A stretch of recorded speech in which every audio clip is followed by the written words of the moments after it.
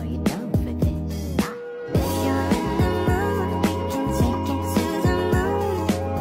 Just like a movie scene, table for two. No need to be fake, I want you instead.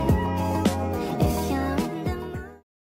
Baik, di sini saya akan menjelaskan mengenai karakteristik geografi Indonesia sebagai negara maritim dan agraris. Indonesia adalah negara kepulauan yang terdiri dari 17.000 pulau. Keunikan geografi negara sebagai negara maritim dan agraris memberikan peluang tersendiri dalam kegiatan ekonomi.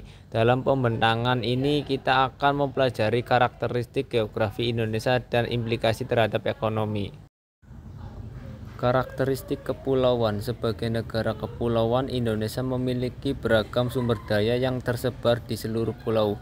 Hal ini menjadi aksesibilitas dan transportasi antara pulau-pulau sangat penting untuk mengoptimalkan pengembangan ekonomi. Kegiatan ekonomi harus mempertimbangkan jarak dan konektivitas antar pulau. Maritim. Indonesia sebagai negara maritim memiliki potensi besar dalam sektor perikanan, pelayaran, dan pariwisata.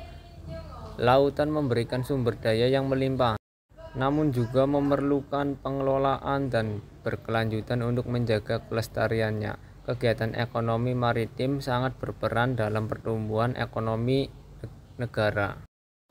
Agraris. Sebagai negara agraris, Indonesia kaya dengan hasil pertaniannya dan perkebunannya. Sektor ini menyokong kehidupan para penduduk dan menjadi penyumbang utama kepada ekonomi. Namun, tantangan seperti perubahan iklim dan konversi lahan memerlukan perhatian untuk memastikan keberlanjutan dari sektor ini. Implikasi ekonomi. Karakteristik geografi Indonesia memberikan implikasi besar terhadap strategi ekonomi. Kegiatan ekonomi harus disesuaikan dengan potensi yang ada, termasuk pengembangan infrastruktur dan kebijakan perdagangan. Keseimbangan antara ekonomi maritim dan agraris adalah kunci untuk pertumbuhan yang berkelanjutan. Dengan demikian kita rangkumkan secara keseluruhan karakteristik geografi Indonesia sebagai negara kepulauan, maritim, dan agraris memberikan peluang dalam kegiatan ekonomi.